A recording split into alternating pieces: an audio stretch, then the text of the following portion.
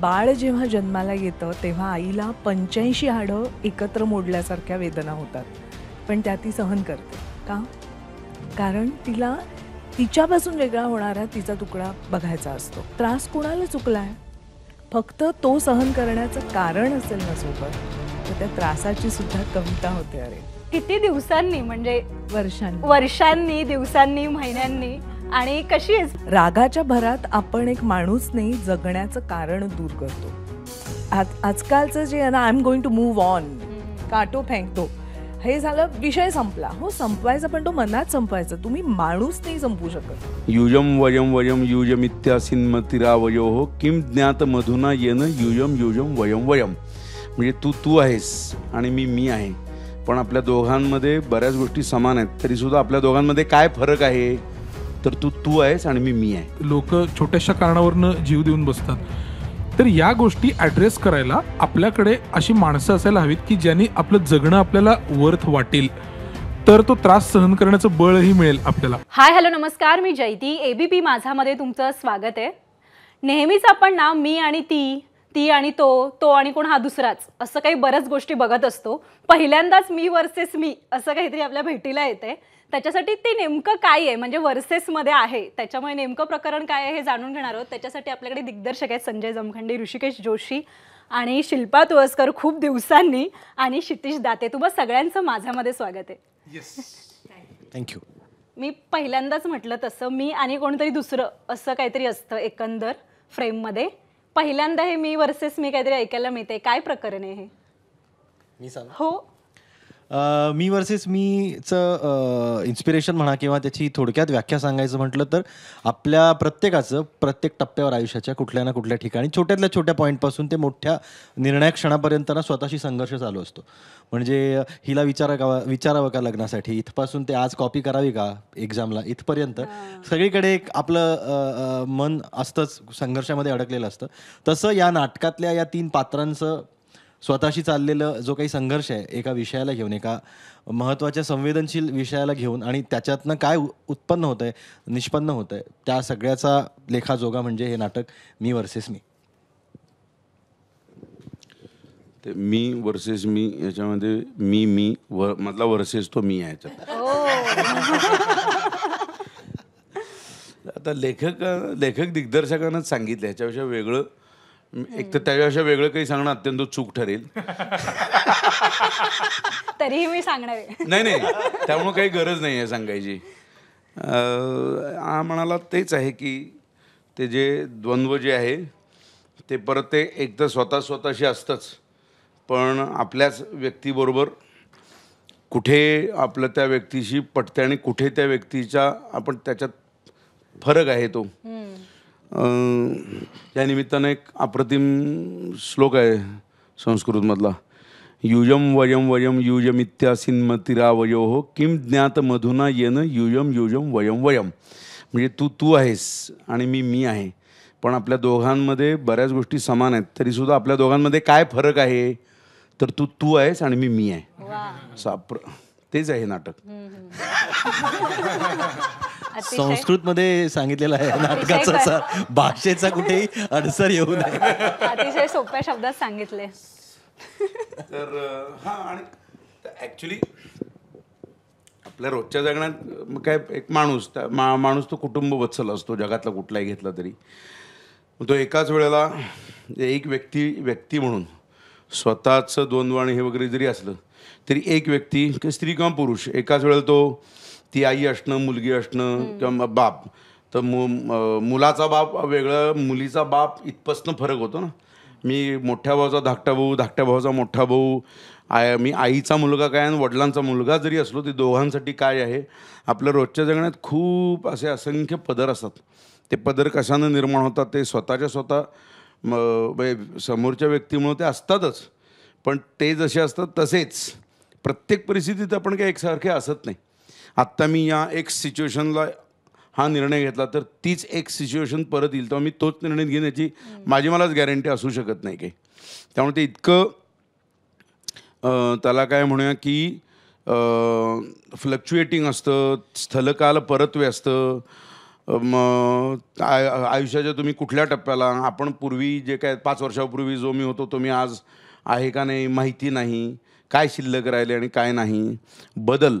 तर तो जो आहे तो वर्सेस जेव्हा येतं तेव्हा तुम्ही कशाच्या तरी द्वंद्वाशी, तर आपल्या याच्यामध्ये माणसाच्या मनाचं ते स्थिर नाही, द्वंद्व तिथूनच होतं आणि ते रोजच्या जगण्यामध्ये नाती व्यवहार याच्या ह्या द्वंद्वामधूनच तर नाट्य निर्माण होतं. संघर्ष त्यात आहे आणि तो किती किती पातळीवरचा आहे त्याबद्दल हे नाटक आहे, मी वर्सेस मी. ते प्रत्येकाचं आहे, ते करणाऱ्या ह्यातलं प्रत्येक पात्राचं आहे, बघणाऱ्या प्रत्येकाचं आहे आणि ते प्रेक्षकांना जाणवत राहतं. ते स्वतःला सुद्धा त्यांचा मी वर्सेस मी सुरू राहतो. ओके, क्षितिज आता उरलेलं बोल. तुझ्या भूमिकेविषयी सांग. माझी भूमिका ही खूप काळाने मी माझ्या वयाची भूमिका करतोय आणि अभिनंदन. हो, थँक्स. कारण आपणच पूर्वी इतर आमच्या कामांसाठी ज्या गप्पा मारल्या जातात प्रत्येकाच्यात माझी मोठ्या वयाची भूमिका होती काहीतरी. तर एक तर मी खूप कम्फर्टेबली करतोय हे म्हणाला म्हणून मी सांगतो, म्हणून त्याला आत्ताच व्यावसायिक काम सुरू झाल्यानंतर त्यानं खूप वयाच्या आणि लोकोत्तर माणसांच्या भूमिका केल्यामुळे अत्यंत तरुण वयात त्याला ज्येष्ठ ही उपाधी लाभलेली आहे. ज्येष्ठ लोकांच्या भूमिका केल्यामुळे ज्येष्ठ अभिनेते, ज्येष्ठ आय विश. पण खूप काय म्हणता येईल असं थकवणारी आणि चॅलेंजिंग भूमिका ही आहे माझ्यासाठी. आणि मी तुला सांगू का, तू नाटक बघशील तेव्हा तुला कळेल की नाटक आवडेल हे झालंच, म्हणजे ते आमच्या लेखक दिग्दर्शकाचं क्रेडिट आहे. पण ते भिडलं नाही असं चुकूनही होणार नाही. कारण अगदी आपल्या दैनंदिन जीवनात आपण ज्या भावना अनुभवतो, ज्या नात्यांशी डील करत असतो त्यावरच भाष्य करणारं आणि त्याच्यातली कॉम्प्लेक्सिटी शोधू पाहणारं हे नाटक आहे. तर त्यातलं आता आम्ही तिघंही त्या अर्थी अँकर पात्र आहोत या नाटकातली. जरी 6 पात्र आहेत स्टेजवर एकूण, पण आम्ही तिघंजणं अशी महत्त्वाची त्यातली पात्र करतो आहोत. तर तिघांच्याही बाबतीत ते मी वर्सेस मी एकतर लागू होतं. ते काय म्हणून ते इथे पोस्टर पण पाहिलं ते 3 आरशातले चेहरे, 3 व्हीलचेअरवर बसलेली उलटी माणसं, हे सगळ्या प्रतिमा आम्ही तयार केलेल्या आहेत पोस्टरसाठी, त्यासाठी. पण पात्र आणि नाटक हे दोन्ही आता खूप इंटरेस्टिंग चालू आहे जीवनात. आता माझी भूमिका काय सांगू, मी एका मुलाची भूमिका आहे. आता ते डिटेल सांगितलं तर गडबड होईल, त्यात विषय सांगायला लागेल सगळा. नाहीये ते तिघही सांगतच मी तुला सांगतो. मानसिक आरोग्य हा नाटकातला फार महत्वाचा विषय आहे आणि त्या मानसिक आरोग्याला धरून हल्लेला, त्यांनी मानसिक त्रासाने ग्रस्त असलेला हा मुलगा आहे ज्याची मी भूमिका करतोय. पण नाटकाचा सेटअप तो आहे, माझं पात्र ते आहे. नाटकाचा विषय आणि ते कशावर भाष्य करतं ती निराळीच गोष्ट आहे सगळी. ते नाटक पाहिल्यावरच तुला आता कळेल. पण मेंटल हेल्थशी डील करणारा हा मुलगा आहे ज्याच्या आयुष्यात इतर 2 माणसंही येतात, जी आहे, एक आहे शिल्पाताई, एक आहे ऋषिकेश दादा. आणि त्यांच्या बरोबरीने त्याला त्याच्या मेंटल हेल्थची, त्याच्या तब्येतीची, त्याच्या असण्याविषयीची होणारी उकल, हे माझं पात्र आहे आणि हे ते नाटक आहे. आणि हेच इतर 2 पात्रांना सुद्धा लागू आहे, ते सांगतीलच त्याविषयी. पण 3 रॅन्डम लोक एकमेकांना भेटणं आणि त्याच्यातून तयार होणारं नाट्य आणि त्याच्यातून संघर्ष जो निर्माण होतो, जो मी वर्सेस मी इकडे दिशा दाखवतो प्रेक्षकांना. काही कळलं नाही, काही वाटेल ते बोललाय माणूस. नाही, हे असंच कन्फ्युजिंग यांनी सगळ्यांनी आन्सर दिले, त्याच्यासाठीच तुम्हाला नाटक बघणं गरजेचं आहे. किती दिवसांनी, म्हणजे वर्षांनी, दिवसांनी, महिन्यांनी, आणि कशी आहेस पहिली गोष्ट म्हणजे? मस्त. कुठे होतीस एवढे दिवस? नाटक करते त्यामुळे मस्त. इतर काही गोष्टी चालू होत्याच ना, मराठी मालिका केली एक, त्यानंतर तेलुगू सिनेमा केला. अनेक वर्षांनी अनेक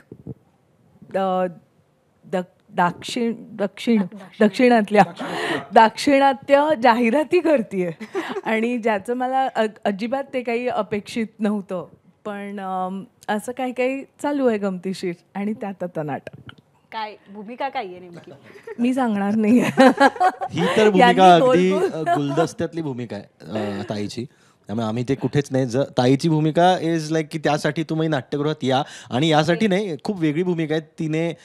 तिने आत्तापर्यंत ज्या पद्धतीच्या भूमिका केल्या त्याला फाटून छेद देणारी एक वेगळ्या प्रकारचं आव्हान तिनं झेललेलं हे मी बोलणं खरं चुकीचं आहे लेखकानंच की काय भारी आहे सगळं. पण तरीही मी प्रेक्षक म्हणून किंवा चाहता म्हणून हे सांगू इच्छितो की वेगळ्या प्रकारची भूमिका आहे जी ती एवढ्या दिवसांनी साकारतीये याचा मला फार अभिमान आहे.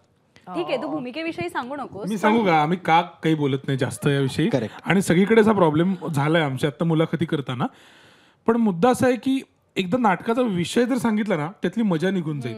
काही विषय खूप सोपे असतात. काय भ्रष्टाचारावर आमचा सिनेमा आहे, आमचा काय राजकीय नाटक आहे, आमचं काय अमुक अमुक विचारसरणीचं नाटक आहे, आमचं गांधीवादावर नाटक आहे, असं काही गोष्टींना टॅग करता येतं. तर आमचं येईलही टॅग करतं ते, पण ते कळलं तर त्यातली मजा निघून जाईल.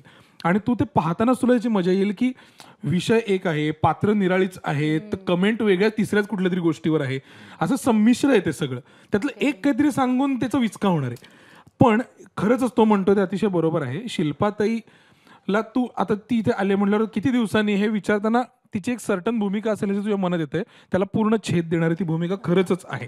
पण तू हे एक्सेप्ट का केलंस, म्हणजे पुन्हा एवढ्या दिवसांनी नाटक वगैरे ते सांग मग. आहे तू सांग आता आता. बोलता येईल अशा मुद्द्यावर बोल. तू सांग आता की थोड्या वेळानं आपण इंटरव्ह्यू घेणार आहोत की असं अगदी कॅच 22 अँबुश झाली एक तर इतक्या वर्षांनी नाटक करतेय तर ही भूमिका मला करावीशी वाटली. यात सगळी गंमत आहे नाही का. ती का करावीशी वाटली, सुरुवातीला विचार खूप केला मी की खरंच हे म्हणजे मला दिसतंय तसं आहे, संजय म्हणतोय ते सगळं शक्य होणार आहे का, आणि मी काय करू शकेन ह्याच्यात. खूप स्वतःबद्दलचे प्रश्न पडले आणि त्याची उत्तरं त्याला, म्हणजे ते प्रश्न त्याला न विचारता संजयनी अनेक प्रश्नांची उत्तरं दिली. त्यात भरत ठक्कर माझे मित्र आहेत चांगले, आणि एका चांगल्या टीमबरोबर तोपर्यंत ऋषिकेश आणि क्षितिश ऑलरेडी ऑन बोर्ड होते, आणि क्षितिशचं खूप काम मी पाहिलं नव्हतं. क्षितिशनी पुण्यात पॅरलल रंगभूमीवर बरंच काम केलं आहे, आणि सिनेमे मी नंतर पाहिले काढून पण ऋषिकेशचं काम मी पाहिलं आहे. त्यामुळे एका नाटक करताना तो सगळा अनुभव हा अगदी परिपक्व परिपूर्ण असण्याचा हट्ट कुठल्याही कलाकाराचा असतो. म्हणजे करायचं म्हणून नाटक नाही करू शकत तुम्ही, मी तर नक्कीच नाही.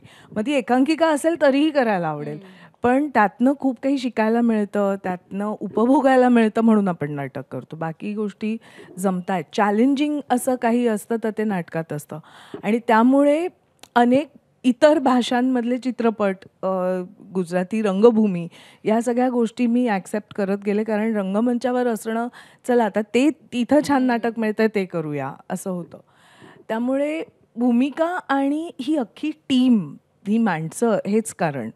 त्यात मग भूमिकेविषयीचा कॉन्फिडन्स संजयनी दिला. पण आता जसं ऋषिदा म्हणाला किंवा दिग्दर्शक म्हणाले की ही छेद देणारी भूमिका आहे तुझ्या पात्राला, किंवा आतापर्यंत केलंस, मग यात काय असं वेगळं केलेस, काही मेहनत घेतलीस काय? खूप मेहनत घेतली. या सगळ्यांपेक्षा जास्त मेहनत मला करावी लागली आहे. क्षितिश फिजिकली आणि इमोशनली मेंटली दमतो, हा मस्त मारून नेतो, कारण प्रत्येकाची एक कारण एक स्किल असते. थकत नाही, सगळेच थकतात कुठलेही नट असले तरी, पण एक जनरल तुमची एक बँडविथ असते ना गोष्टी निभावून नेण्याची, ती ऋषिकेशची वेगळी आहे, आणि आपण बघावं की कसं काय हे मॅनेज होतं अशी आहे. आणि त्याचबरोबर मला असं वाटतं की पहिल्या दिवसापासून असणारी आस्था या एकमेकांच्यात, आमच्या दिग्दर्शकाविषयी, त्याची आमच्याविषयी, आणि सगळंच, तर म्हणून हे करावं असं वाटतं. ओके, आता नाटक आहे आणि हे तुम्ही बघताच आहात माझ्या मागे, काय मिरर आणि हे सगळं सेट खूप चेंजेस होत असतील, तर त्यावेळेला नेमकी तारांबळ कशी उडते, कारण की सगळं चालू असतं आणि सगळेजण पाहत असतात, तर हे सेट काय प्रकरण आहे आणि तारांबळ प्रकरण? तारांबळ ह्या शब्दावर त्यांना माईक माझ्याकडे दिला. आता शिल्पा इतक्या वेळ तिच्या भूमिकेबद्दल बोलली ना, तुला 2च वाक्यात ती का ह्याच्यासाठी एक सांगतो की आम्ही ते नाटक वाचल्यानंतर त्याचं डोकं खाल्लं होतं, आणि हे मी वारंवार म्हणायचो, ही भूमिका जी कुठली नटी करायला तयार होईल ती मूलतः हुशार असणार आहे, आणि ते तिचं श्रेय तिला मी वारंवार देतो की असं कोणी धाडस करत नाही, ते तिनं केलं. आणि मग नवीन काय नटांना काय होतं की चला संधी मिळते म्हणून करणं वेगळं, आणि इथून ते स्वीकारणं वेगळं असा रोल आहे. बघा तुम्ही काय तो ते. पण ते सेट बदलायचं कधी सांगणार तर सेट बद्दल सांगायचं झालं तर नाही ते सगळे ते पाच. सेट आहेत आमचे. हे बघ, आमच्या निर्मात्यांनी काय केलं की इथून सुरुवात. आमचे निर्माते खिदळतात थांबा जरा ना, सांगा. थांबा जरा, सांगू देत. आता विचार करायला खूप लागलाय. पद्धती विचार नाही कशानं सुरुवात करू असं झालं मला. एक जनरली नाटकाची तालीम सुरू झाल्यानंतर ब्लॉकिंग होतं. ते ब्लॉकिंग कधी होतं की उभं राहून तालमीचं सेट आलाय का, मग नटांना फार कुतूहल असतं की बाबा अरे दाखव सेट काय आहे. पहिल्या दिवशी सेटचं चित्र आलं म्हटलं की एवढा श्रीमंत सेट, एवढा खर्च, अरे हा काय हा. मग थोड्या दिवसानं दुसरं डिझाईन म्हटलं हे एक वेगळ्या नाटकाचं आहे का हे सेट. आणि हे साधारणतः प्रत्येक सीनला वेगवेगळा सेट आणि त्याच्यावर वेगवेगळं अखंड नाटकाचं 6 नाटकांचा सेट आहे, लक्षात ठेव. 6 सीन्सला त्याच्यावर पूर्ण नाटक होईल असा प्रत्येक सीनचा सेट आहे. आता सेट म्हणजे काय की त्याचं डिटेलिंग जे आहे, एक नुसता भास निर्माण करायचा आहे. लोकांनी आपल्या हातात कागद पण घेतलेलं नाही, टाकलं असं तुला कळेल डस्टबिन आहे, पण आमच्याकडे जे काय दाखवलं ते सगळं आहे. असं नुसतं सांगून वगैरे काही नाही आहे. मग आता ते लोकेशन्स पण अशी आहेत ना की ती लोकेशन्स पण इतकी पिक्युलर आहेत ना, ते क्रिएट करणं खूप चॅलेंजिंग. तर संदेश बेंद्रेनं फारच अप्रतिम डिझाईन. आता काय होतं, डिझाईन तुम्ही करालो काहीही, ते एक्झिक्यूट कसं करणार, सीन नंतर तो सेट चेंज कसा होणार आणि मग काय होणार, आता हे इतक्या वेळात कसं होणार. ॲक्च्युली आम्हाला आमच्या भूमिकांपेक्षा शेवटचे 20 दिवस हे सगळं ही जी सर्कस आहे ही कशी होणार आहे ह्याच्यामध्ये त्याच्यामध्ये सगळा 80% वेळेत आमचा जीव त्यात गेला. मी चेष्टेत खूपदा म्हटलेलं, मी ह्याला म्हटलं तो त्याच्यावर त्यानं सगळ्यांना ते सगळं सांगितलं की नुसतं 1-2 तास सेट बघायला 500 रुपये तिकीट काढून लोकांना बोलवता येत नाही ना, म्हणून मग कलाकार घेतले त्याच्यात की ते. हे खरं कारण आहे, म्हणून ते सांगत नाहीयेत भूमिका काय आहेत त्या. पण आम्ही खरं नाटक बोल. तर तो प्रेक्षणीय सेट, अच्छा, प्रेक्षणीय. त्याच्यामध्ये तुम्हाला काश्मीरला आम्ही घेऊन जातो त्याच्यात नाटकात 2ऱ्या अंकात. तर मी त्यांना म्हटले की ते डेस्टिनेशन वेडिंगसाठी सुद्धा तुम्ही द्या मध्ये मध्ये सेट तो, त्याच्यावर हां म्हणजे सगळ्या सेटचा खर्च वसूल होईल. आणि नाटकानंतर बाबा ह्या सेटवर जाऊन येण्यासाठी एक 100 रुपये एक्स्ट्रा तिकीट लावा. बरं ह्याच्यात तुम्हाला आता नुसतं सेट असं नसतं ना, काश्मीरचा बाबा काहीतरी एक सेट लावला आहे, नाही. काश्मीरात गेल्यानंतर त्या जागी गेल्यावर तुम्हाला काय काय होतं, तर सगळा फील, बर्फ पडणार आहे, मग ते धुकंही आहे, सगळं आहे. तर असा इफेक्ट जेव्हा क्रिएट होतो तो त्याला ज्या प्रेक्षकांच्या टाळ्या येतात. आणि काय होतं, आपण खूप बडबडतो इकडे, खूप ब्रॉडवेचं नाटक बघून आल्यानंतर आ काय कमाल आणि अमुक आणि तमुक. त्याला आपल्याकडे असं काहीतरी व्हायला पाहिजे. तिथल्या नाटकातला एक इफेक्ट जरी आपल्याकडे करता आला ना, तरी माझं म्हणणं आहे 1000 रुपये तिकीट लावायला पाहिजे. तर ह्याचा 1000 रुपये तिकीट लावता येण्यासारखा सेट केला आहे तो. आणि ते करायचं धाडस कोणी करत नाही. हे 2 अत्यंत वेडी माणसं होती, ते भरत ठक्कर, खुंदक बँक काय नाही ते सगळं दाखवायचं, काही सोडायचं नाही. मग तो ड्राय आईस आणा, रोज आणा तो ड्राय आईस, सगळं आणा ते रोज आणता का ड्रायस? हां, मग प्रत्येक प्रयोगाला. मग आम्ही दाखवलं नाही कसं असं कसं मी मग आता ते त्यांनी म्हणते ते हे घ्या पैसे आणि हे लावा बघू, हा झाला पाहिजे सेट. अरे तो यायला पाहिजे की करायला. आमचे दुसरे निर्माते ते टपलेलेच होते. बरं त्यांच्यासाठी काय आहे, इतक्या भारतातल्या मोठमोठ्या प्रोडक्शन हाऊसेसचे सेट्स त्यांनी इंजिनिअरिंग त्याचं केलं, तर त्यांच्यासाठी ही चिरकुट गोष्ट होती ही. हां, मग मराठी प्रेक्षकांना आपला प्रेक्षक तसा खूप असा सौहार्दपूर्ण आहे ग. आपल्याकडे एक वराड निघाले लंडनला, एका शालीवर 5000 प्रयोग होतात ना. आपल्या प्रेक्षकांना सेट बीट काय चालतं, लोक घेतात समजून. ते जेमतेम साधारण कपडे बिपडे असतील तरी ओके, अभिनय चांगला पाहिजे, भाषा चांगली पाहिजे आणि गोष्ट पाहिजे. पण म्हणजे फक्त एवढंच करत बसायचं का, तर प्रेक्षकांना कधीतरी दाखवायला पाहिजे की प्रेक्षणीय. मग त्याला पैसे लागतात आणि त्याला तेवढी मेहनत घ्यावी लागते आणि त्याच्यासाठी हिंमत लागते आणि त्याच्यासाठी अट्टहास करावा लागतो. एरवी कोणी करत बसत नाही. मरो खड्ड्यात गेलं ते कशाला पाहिजे एवढं सगळं. होता होईल तर आपल्याकडे काय माहिती आहे का, गरिबीत शक्यतो कमीत कमी ह्याच्यात करा बघू, खर्च कशाला करायला पाहिजे, स्वस्तात करा. या नाटकात स्वस्तात काही नाही आहे बघ, म्हणून ते दिसतं, श्रीमंती दिसते. श्रीमंती ती भपकेबा श्रीमंतीचा प्रश्न नाही आहे, तो इफेक्ट जो आहे ना, कळतं की हे साधं काम नव्हे. आणि ते बरं आता असं आहे की हे कसं काय की आता काश्मीरात गेल्यानंतरचा सेट दाखवणं गोष्ट वेगळी. त्याच्यामध्ये एक असं लोकेशन आहे की गार्डनमध्ये बॅकयार्ड आहे. तर मला 2 प्रेक्षक म्हणाले, काय अप्रतिम बॅकयार्ड तुम्ही उभं केलंय. तर मी तुला सांगतो, आत्ता क्षितिजसुद्धा डाव्या खिशातनं असं काढून दिल पैसे, एवढा स्वस्तातला सेट आहे तो. प्रश्न तो स्वस्तातला आणि ह्याचा नाही आहे, ती व्हिजन आहे. तो सेटअप सगळ्यात स्वस्त आहे, तो बॅकयार्डचं जे आहे. पण ते म्हणून आर्थिक गणित नाही आहे, इफेक्ट, त्याचा इम्पॅक्ट काय येतो, आणि तोही तितकाच अप्रतिम वाटतो. म्हणजे आम्हाला असं वाटतं की ह्याच्यात काय आहे, हे सोपं आहे, पटकन चेंजेस करतील. मग आता हे एवढं ब्लॅकआउटमध्ये तो सेट लावणं बिवणं, नटांपेक्षा जास्त बॅकस्टेज आर्टिस्टची तालीम घेणं, मग लाईट, म्युझिक, कोऑर्डिनेशन. आणि आम्हाला एक माहिती होतं की जेव्हा कधी हे सगळं होईल तेव्हा भारी असणार आहे. तर जेव्हा कधी होईल ह्याची आम्ही वाट बघितली, आणि पहिल्या प्रयोगापासून ते उत्कृष्ट, म्हणजे रंगीत तालमीपासून झालं ते जिकिरे, सगळ्या टीमसाठी जिकिरीचं होतं ते. पण त्यासाठी यानं वेळ घेतला, त्यांनी हिंमत दाखवली, त्यांनी ते बनवून आणलं. आणि त्या बॅकस्टेज आर्टिस्टचं कौतुक आहे. असं आपल्याकडं 8-8, 10-10 नसतात सेटिंगची माणसं, 3-4 माणसात आपल्याकडे उरकतात. म्हणून ते वैशिष्ट्य आहे. म्हणून ते निर्मात्यांचं एक जे ध्येय आहे ना, की नाटक बघून घरी जाताना उत्कृष्ट इमेजेस पण प्रेक्षकांनी घरी घेऊन गेल्या पाहिजेत, त्यांना अत्यंत आनंद वाटला पाहिजे. आणि आता चर्चा होताना सुद्धा म्हणतात की अरे सेट बघा नाटकं, एकही प्रेक्षक असा नाही जो सेटचा उल्लेख केल्याशिवाय नाटकाबद्दल बोलत नाही. आणि ते सांगतात मुद्दामून लोकांना. आता ही पण आहेच ना बाब, कशासाठी नाटक बघायचं आहे, तर अरे या नाटकाचा सेट बघा, याचं लाईटिंग बघा, अमुक फडकन अप्रतिम लाईट केलेत, हेच अपेक्षित असतं व्यावसायिक नाटकात. आणि काय, त्यामुळे अप्रतिम सेट्स आहेत. आता म्हणजे काय असं काय मी सांगितलं आता सगळं काय ते, फक्त आता काय आम्ही इकडं अशी चित्र दाखवता आली असती, पण ती बघायला तिकीट काढून या.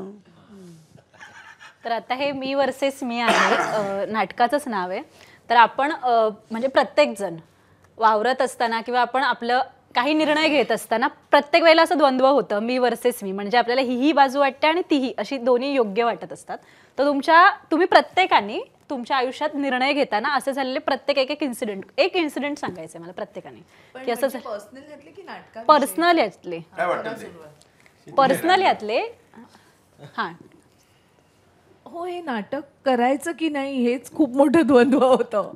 कारण टायमिंग फार गडबडीचं होतं. माझी मुलगी 10वीला आहे आणि परत मी सतत त्याविषयी बोलते तर ते नकारात्मक वाटायला नको, पण खरंच होतं की एरवी मुलं, म्हणजे आमच्या क्षेत्रात मुलांना घेऊन जाऊन काम करता येतं, हा खूप मोठा ॲडव्हान्टेज आहे. आणि कुठल्याही आईसाठी मुलं घरी ठेवून जाणं वगैरे खूप चॅलेंजिंग होतं. रोजचं द्वंद्व अजूनही आहे. माझा मुलगा 22 वर्षाचा आहे आणि मुलगी 16 वर्षांची आहे. पण असतं ते करायचं नाही करायचं, आपल्याला जमेल का, प्रोफेशनल कमिटमेंट आहे, असं काही आता मला जमतंय आता मला जमणार नाही असं नाही. बरं, आपण मानसिकरित्या नाटकात खूप गुंतलेले असतो आणि ते छान एन्जॉय करता येईल का आपल्याला, आज का सतत वाटत राहणार अरे आपण आज ठेवून गेलो, आज हे झालं आहे. सो हे कठीण होतं. आणि मग दुसरी एक बाजू ही होती की वाय नॉट, नाटकच जमणार आहे कारण प्रयोग सकाळचे असतात, इतर वेळ आपण घरी राहू शकतो. शूटिंगला तुम्ही 14 तास बाहेर असता, 12 तासाचं शूटिंग, हे अगदी त्यातली टेक्निकल बाब झाली. पण आई घरी असणं, त्यापेक्षा एक आनंदी आई घरी असणं हे खूप महत्त्वाचं आहे आणि मी अतिशय आनंदात आहे. सो पण तुझ्यासाठी काय सोपं आहे, काय छान वाटतं तुला, आवडतं काय, सोपं आहे म्हणण्यापेक्षा आवडतं काय, मालिका की नाटक? मी सगळंच फार एन्जॉय करते, पण माझं मन जरा नाटकातलं आहे एवढं नक्की. प्रेम नाटक हे प्रेम आहे. हो नक्कीच. आणि तितकंच मला कॅमेराला सामोरं जाणे, कारण माध्यमं तिन्ही आणि सगळ्याच गोष्टी फार वेगळ्या आहेत. तुमची स्किल, तुमची कला पणाला लागते. नाटकात तुम्हाला वेगळ्या प्रकारे परफॉर्म करावं लागतं. कॅमेरासमोर सगळेच जे म्हणजे कलाकार जे तिन्ही ठिकाणी तसेच वावरत असतील तर तिथे गणतंय त्यांचं काहीतरी. पण इकडची शिस्त, इथे तुम्हाला कुणाकडून म्हणजे अपेक्षा ठेवाव्या लागत नाही की हा माणूस असं करेल तसं करेल. तिकडचं कल्चर थोडं वेगळं आहे आणि मुळातले संस्कार आणि शिस्त नाटकातली असल्यामुळे तिथे ॲडजस्ट करावं लागतं. नाटकात तसं घरी असल्यासारखं वाटतं नक्कीच. क्षितिज? मला सगळे एक प्रसंग नाही सांगता येणार, कारण आपण मला वाटतं रोजच त्या जंक्शनवर उभे एक असतो. सांग बाबा. नाही मग एवढं मी फार बंडल आहे त्या बाबतीत असं भारी किस्से सांगणं वगैरे. पण सुरुवातीला संजय म्हणला ते सत्यच आहे की आपण रोजच त्या आज कपडे कुठले घालायचे पासून करिअरचा चॉईस करणं पर्यंत किंवा काय पासून ते अगदी जे आता नाटकासाठी रेलेव्हंट आहे आमच्या थोडं म्हणून हे सांगतो. अशा प्रसंग अनेकांच्या आयुष्यात येतात की व्हेंटिलेटरवर असलेल्या व्यक्तीचं आता काय करायचं इथपर्यंत आपण हे नाटकातलं फार एक महत्त्वाचं हे आहे, थ्रेड आहे, म्हणून मी मुद्दाम उल्लेख केला. तर मला असं वाटतं आपण सगळेच जण रोज कुठल्या तरी जंक्शनवर उभे असतो. तर तसंच नाटकातली सगळी पात्रं पण आहेत, तसंच आपणही सगळे आहोत. एक प्रसंग सांगणं कठीण आहे याबद्दल. पण तू असं निर्णय घेताना पटकन घेतोस की? नाही, मी अतिशय दोलायमान माणूस आहे. मी अजिबात निर्णय घेऊ शकत नाही. आत्ता काय खायचं, चहा प्यायचं का कॉफी, आत्ता बाहेर तुमच्या मंडळींनी विचारलं चहा घेणार की कॉफी, तिथे मी कन्फ्यूज झालो. इतका मी कन्फ्युज्ड माणूस आहे 100%. पटकन निर्णय तर अजिबात घेत नाही मी. त्यामुळे सगळ्या पॉसिबिलिटीज, आता समजा मी हे केलं तर काय होईल, हे केलं काय, मग कोणाला तरी मग तुला काय वाटतं मी काय केलं पाहिजे, या सगळ्यापर्यंत जाऊन मग निर्णयाला येतो मी बहुतांश वेळेला, बारीक बारीक निर्णयाच्या बाबतीत पण. ओके.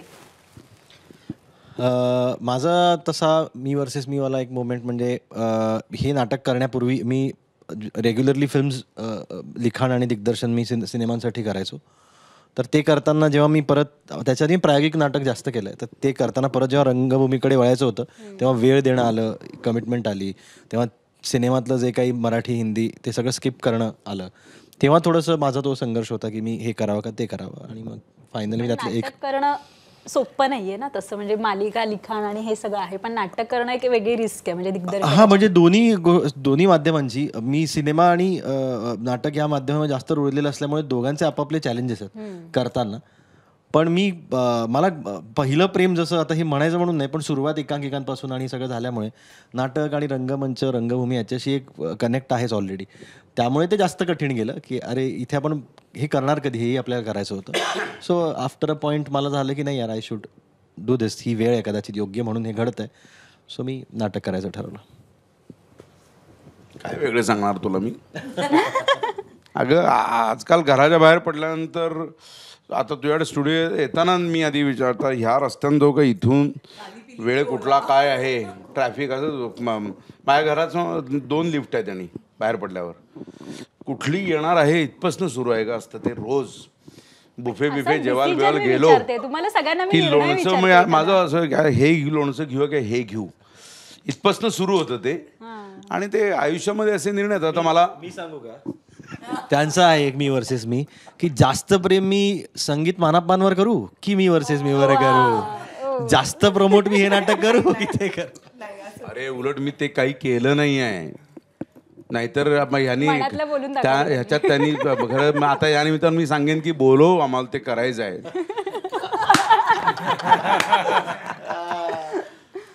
आता मी आयुष्यात असे टप्पे येतात, म्हणजे मला परमनंट नोकरीची ऑर्डर होती हातात आणि NSDचं सिलेक्शन. आता काय लाईफ चेंजिंग.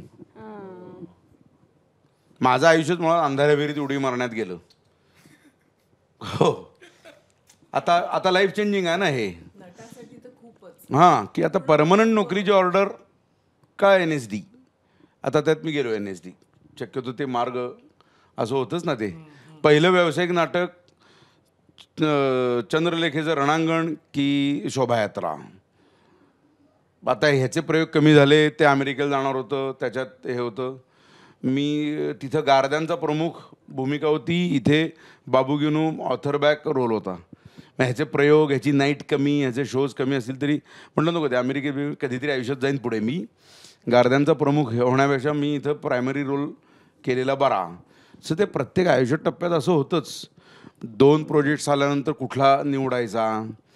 एका पॉईंटला काय होतं की एक आध्यात्मिक प्रवास सुरू होतो. जे वाट्याला येईल ते आपलं, आणि मग ते संतांनी लिहून ठेवलेलं ते अनुभूतीच आहे. ठेविले अनंत तैसेची राहावे, चित्ती असू द्यावे समाधान. त्यामुळे ह्या छोट्या छोट्या द्वंद्वातनं तुम्ही हे का ते, ज्याच्यात फार माणसांना अडकू नये. कारण ते तुम्ही काहीच करू शकत नाही ना. कुठला तरी एक निर्णय तुम्हाला घ्यावा लागतो, आणि अशा वेळा येतात. त्याला काय करणार आता माणूस? काय ह्या द्वंद्वाशिवाय काय त्याचं रोजचं जगणं काय? अमुक एका ठिकाणी मी निघालो आणि मी तिथे पोचलो, असं काही कोणाचंच आयुष्यात काहीच असू शकत नाही. नियती तुम्हाला एका विशिष्ट पद्धतीने घेऊन जाते. तुम्ही आयुष्यात असं होतं, आपण ठरवलं आहे म्हणून गोष्टी होतीलच असं नाही, आणि हे होऊच नाही असं म्हणून ते व्हायचं काय टळेलच असं काही नाही. त्यामुळं थोडंसं अलिप्त राहिलं आपण की, आणि तो काही वेळेचा संघर्ष तो मऊज पण आणतो. मग आपण डिस्कस करतो. आता तू एवढं सगळं सांगतोयस तर मला एखादा संवाद सांग, किंवा तुमचा तिघांचा असेल किंवा तुझा. आता तुम्ही सांगतच नाहीत भूमिकेविषयी, तर कोणाला विचारायचा आपण प्रश्न. या नाटकामध्ये मी सांगतो, या नाटकामध्ये माझी, तुम्ही एक संवाद सांगा, किंवा एखादा म्हणतो ना आपण एक डायलॉग वगैरे असा काय एखादा. पण मी आता या नाटकात एक अप्रतिम डायलॉग बोलला तर तो प्रस्तुत होईल का? बघितलं हे असे 2-3 असे आहेत त्याचे. एक सांग, जिंदगी. एक सांग, एक. काश्मीरचा सुद्धा हा सगळ्याला बीप बीप करणार. हे बोलतात तसं मी अजिबात घाबरत नाही. याच्यामध्ये मी डॉक्टर, तू ऋषी दे, तू बोलून मी टाक. डॉक्टर हेगडेंची भूमिका करतोय. फिजिशियन आहे तो.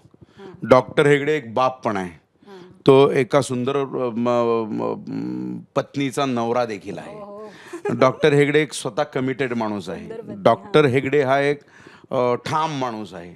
डॉक्टर हेगडे हा एक अत्यंत ॲपॅरेंटली लक्षात येते की मूर्ख माणूस आहे. डॉक्टर हेगडेला नंतर कळते की अरे आपली पण ठासायला कोणीतरी बसलंय. डॉक्टर एवढं कोणी सांगत नाही, लक्षात ठेव, एवढं कोणी सांगत नाही. माझ्याकडे हिंमत मी सांगू शकतो. डॉक्टर हेगडे एक अत्यंत उत्फुल्ल डायलॉग एखादा दिग्दर्शक, त्याला विचार. नाही बोल दे. मला ते जिंदगीवाला त्यांना चालणार आहे का? घ्या मग सर आता. शिवी नाहीये ना त्याच्यात. शिवी नाही आहे. हा, शिवी नाही. त्याच्या आजूबाजूचे शब्द चालतात आमच्याकडे. शिवी बिवीचं काय नाही आहे. ते थोडं आता काय होतं, साऊंड इफेक्ट शिवाय गमतीचं नाही. ते ॲक्च्युली आता लोकांना गॅसेस होतात. तर त्या आता माझ्या एका सीनमध्ये असं आहे की एक ज्येष्ठ नागरिक आहेत, त्यांना ते अप्रतिमरित्या म्हणजे अलाउद्दीन खानच्या खर्जातल्यासारखा त्यांचा जो पाद निघतो असा साऊंड आहे तो. तर तो ह्याला सांगत असतो आयुष्याबद्दल की अरे बाबा दाते, फिलॉसफी है ती, जिंदगी पाद की तरह होती है, आती है तो बड़ी गंदी लगती है, तकलीफ देती है, पिछवाड़ा उठाने के लिए मजबूर कर देती है, लेकिन जब वो ख़त्म हो जाती है ना तो बड़ा सुकून देकर जाती है. आता एखाद्या व्यक्तीला गॅस, ॲसिडिटी, कॉन्स्टिपेशन समजा झालं तर आपण इलाज म्हणून त्या व्यक्तीचा आपण पृष्ठभाग कापून नाही ना टाकत कधी.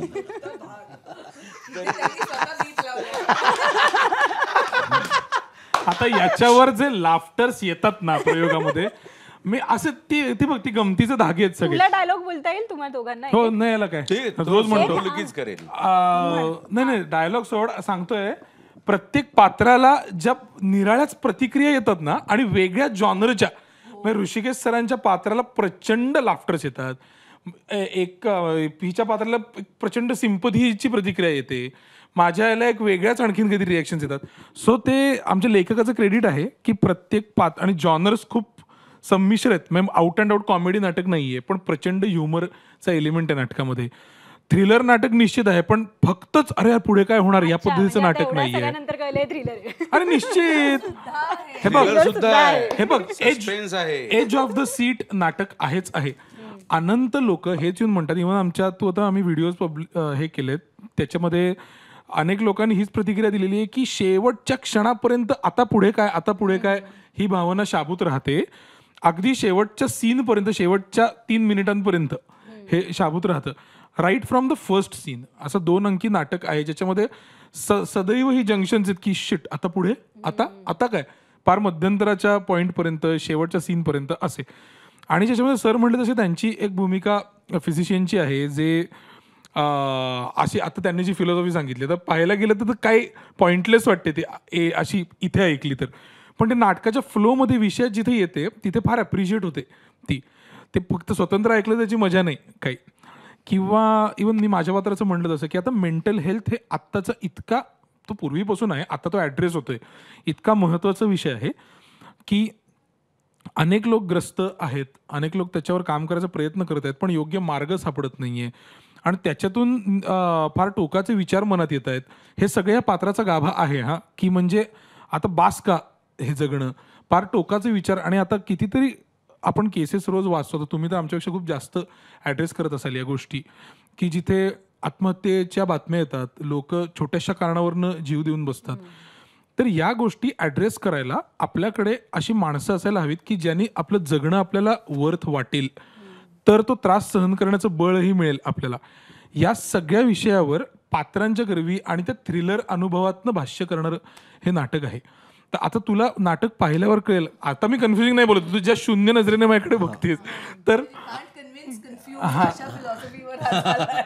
नाही, अजून मी सिम्प्लिफाईड सांगू का, तर तू नाटक बघशील ना, तुला जास्त म्हणजे काय गंमत तीच आहे की आत्ता आम्ही त्याच्याबद्दल बोलणं, आता मी आपलं कट झाल्यावर मी तुला सांगेन की विषय आणि हे, तर याने उलट लोक परावृत्त न व्हावीत असं आम्हाला फक्त वाटतं. कारण विषय म्हणून हेडलाईन ऐकायला ऐशपद या विषयावर नाटक आहे असं वाटणार आहे, पण ते अतिशय एन्जॉयबल आहे. सहकुटुंब आता लोक येत आहेत आणि तुलनेने अशा डार्क विषयावर जरी नाटक असलं तरी सुद्धा करमणूक होऊनच घरी जात आहेत. तर तू जेव्हा हे नाटक वृद्धिंगत होईल, 5 प्रयोग आत्ताशी झाले, 100व्या प्रयोगाला आपण आवरून या विषयावर चर्चासत्र मांडू याच सेगमेंटमध्ये. इथे ते आत्ता सांगणं कठीण आहे यासाठी. तुझा एखादा डायलॉग बोलू शकतेस का तू? हो, बोलते ना, डायलॉग्स आहेत मला. ओके, सो आता जसं क्षितिशनी सांगितलं, खूप महत्त्वाचा एलिमेंट आपल्या रोजच्या जगण्यातला म्हणजे ऑफकोर्स इंटरपर्सनल रिलेशनशिप्स, नातेसंबंध याच्यावरच आणि इमोशन्स यावर आयुष्यही बेतलेलं असतं आणि नाटक, सिनेमा वगैरे सुद्धा. तर हे नातेसंबंध आपले जे असतात, इंटरपर्सनल रिलेशनशिप्स, हे जपावे लागतात आणि ते म्हणजे आपण होईल हे घडेल असं नाही होऊ शकत, बरोबर. त्यामुळे एखादी गोष्ट, एखादी घटना घडली, एखादी सिच्युएशन अशी आली तर ती घेऊन त्याला मोठं करत राहायचं की क्षमा करून पुढे जायचं, या एका महत्त्वाचं, माझ्या सगळ्यात आवडीचा पॉईंट तो आहे आणि त्याविषयीची वाक्यही माझ्याकडे आहेत आणि ती बाकीची पात्रही शेअर करतात. तो म्हणजे माफी. सो मी अगदीच 2-3 वाक्य म्हणणार. पहिलं एक जे आहे ते माझं क्षितिश बरोबरचा तो डायलॉग आहे की बाळ जेव्हा जन्माला येतं तेव्हा आईला 85 हाडं एकत्र मोडल्यासारख्या वेदना होतात, पण त्या ती सहन करते. का? कारण तिला तिच्यापासून वेगळा होणारा तिचा तुकडा बघायचा असतो. त्रास कुणाला चुकला आहे, फक्त तो सहन करण्याचं कारण असेल ना सोबत, तर त्या त्रासाची सुद्धा कविता होते अरे, असं ती त्याला सांगते. आणि पुढं ती जाऊन म्हणते की म्हणजे हे तुझ्याकडे हे होतं, ते होतं, तू हे सगळ्या ह्या संधी तुझ्याकडे होत्या आणि तू घ्यायला हव्या होत्यास, ती नाती छान बळकट करण्यासाठी, ते तू केलं नाहीस. आणि ही 2 वाक्यही माझी फार आवडीची आहे, जी माझ्याच तोंडी आहेत, की रागाच्या भरात आपण एक माणूस नाही, जगण्याचं कारण दूर करतो. आजकालचं जे आहे ना, I am going to move on, काटो फेक दो, हे झालं, विषय संपला. हो, संपवायचा, पण तो मनात संपवायचा, तुम्ही माणूस नाही संपवू शकत. आणि त्याचबरोबर माफीवर विश्वास का नसतो लोकांचा हेच मला कळत नाही, असं ती म्हणते, तेही स्वतःच्या जवळच्या लोकांना घेऊन. आणि मग त्याला म्हणते की तू तुझ्या जगण्याची 2 कारणं दूर केली आहेस, पुसून टाकलीस. सो हा खूप छान शब्दांचा खेळ आहे तिथे. कधी ती माणसं आपण दूर करतो, संपवतो आणि पुसून टाकतो, यात फरक आहे प्रत्येक गोष्टीत. सो असं सगळं आहे. माझ्या एका मित्रानं नाटक पाहिल्यानंतर अत्यंत मार्मिक प्रतिक्रिया दिली. हे नाटक बघताना मी प्रचंड थरार अनुभवला, मी मनसोक्त रडलो आणि मी तितकाच हसलो देखील. अशा सगळ्या भावनांचं मिश्रण हे नाटक बघितल्यानंतर अनुभूती तुम्हाला मिळणार आहे. नाटक का बघायचं? आनंद मिळण्यासाठी. आणि ते नाटक आनंद देता देता अंतर्मुखी तुम्हाला करतं. आणि तुम्हाला पैसे खर्च केल्याचं वाजवी पैसे खर्च करून उत्कृष्ट कलाकृती आपण अनुभवली असा अनुभव देणारं हे नाटक आहे. आत्ता आम्ही या सगळ्या प्रेक्षकांच्या प्रतिक्रिया ऐकतो आहोत आणि तुम्ही नाटक पाहायला या. तुमच्यामुळंच नाटक यशस्वी होणार आहे. आणि आज विशेष करून ABPच्या स्टुडिओमध्ये बोलून या नाटकाबद्दल तू उत्तम गप्पा मारल्यास त्याबद्दल मी ABP माझाचेही सगळ्या टीमच्या वतीनं मनपूर्वक आभार मानतो. थँक्यू. तर आता मी वर्सेस मी हे नाटक तुमच्या भेटीला येते. तुम्हाला जर आपल्याला फार असतं की स्वतःला आपलं काय चाललंय हे नेमकं धावपळीच्या जगात कळत नसतं, काहीतरी द्वंद्व चालू असतं, स्वतःशी आपण भांडत असतो, इतरांशी सोडा, स्वतःशी समजूत घालत असतो. तर नेमकं आपलं काय चाललंय हे तुम्ही जर स्वतःला नेहमी रोज उठल्यावर आरशात विचारत असाल तर ते तुम्हाला जर रंगमंचावर पाहायचं असेल आणि तेही 5-6 सतत सेट बदलणाऱ्या रंगमंचावर पाहायचं असेल तर मी वर्सेस मी पाहायला जरूर जा, असं माझ्या प्रेक्षकांना आव्हान आहे. थँक्यू सो मच तुम्ही माझ्याला भेट दिल्याबद्दल. थँक्यू. ABP माझा, उघडा डोळे बघा नीट.